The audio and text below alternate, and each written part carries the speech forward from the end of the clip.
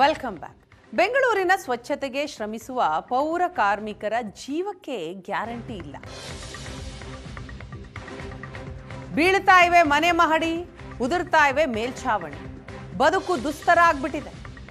40 ವರ್ಷಗಳಿಂದ ವಾಸವಿದ್ದಂತಹ ಮನೆ ಖಾಲಿ ಮಾಡಬೇಕು ಅಂತ ಜಿಬಿಎ ನೋಟಿಸ್ ಕೊಟ್ಟಿದೆ.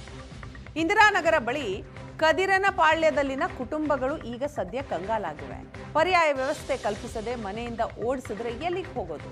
ಪರ್ಯಾಯ ವ್ಯವಸ್ಥೆ ಮಾಡಿ, ಇಲ್ವೇ ನಮಗೆ ಇಲ್ಲಿಯೇ ಸೈಟ್ ಕೊಡಿ, ನಾವು ಶೀಟ್ ಮನೆಯನ್ನಾದರೂ ಕಟ್ಟಿಸಿಕೊಂಡು ಜೀವನ ಸಾಗಿಸ್ತೀವಿ.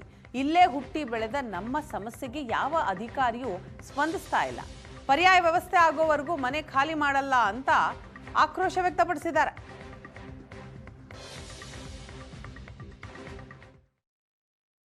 ನಮಗೆ ನೋಟಿಸ್ ಕೊಟ್ಟಿದ್ದಾರೆ. 45 ವರ್ಷದಿಂದ ಇಲ್ಲಿ ವಾಸವಿದ್ದೀವಿ.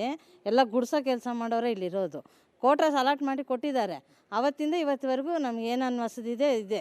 ಈಗ ಮಳೆ ಬಂದರೆ ಈಗ ಕೋಟ್ರಸ್ ಎಲ್ಲ ಹಳೇದಾಗಿದೆ, ಬೀಳ್ತಾ ಇದೆ. ಇದಕ್ಕೇನಾದರೂ ವ್ಯವಸ್ಥೆ ಮಾಡಿ ಕೊಡಬೇಕಲ್ವಾ? ಇಲ್ಲೇ ಹುಟ್ಟಿ ಬೆಳೆದಿರೋರು ನಾವು. ಅದೇ ಕೋಗ್ಲೂರು ಕ್ರಾಸಲ್ಲಿ ಬೇರೆ ದೇಶದಿಂದ ಬಂದವರಿಗೆ ಕೊಟ್ಟಿದ್ದಾರೆ. ಮನೆಯೆಲ್ಲ ಹೊಡೆದಾಕ್ಬಿಟ್ಟು ಕೊಟ್ಟಿದ್ದಾರೆ. ಇಲ್ಲೇ ಹುಟ್ಟಿ ಬೆಳೆದಿದ್ದೀವಿ ನಾವು ಕರ್ನಾಟಕದಲ್ಲಿ. ನಮಗೆ ಇಲ್ಲ ಇಲ್ಲಿ. ಹೌದಾ? ಏನು ಸರ್ಕಾರ ಇದೆ ಸರ್ ನಮಗೆ? ಸರ್ಕಾರ ಬಂದಮೇಲೆ ನಮಗೆ ಏನಾದರೂ ಸಹಾಯ ಮಾಡಬೇಕಲ್ವಾ?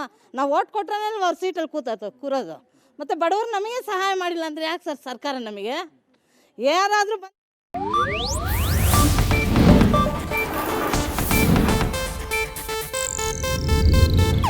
ಇದು ಏಷ್ಯಾನೆಟ್ ನ್ಯೂಸ್ ನೆಟ್ವರ್ಕ್ ಪ್ರಸ್ತುತಿ.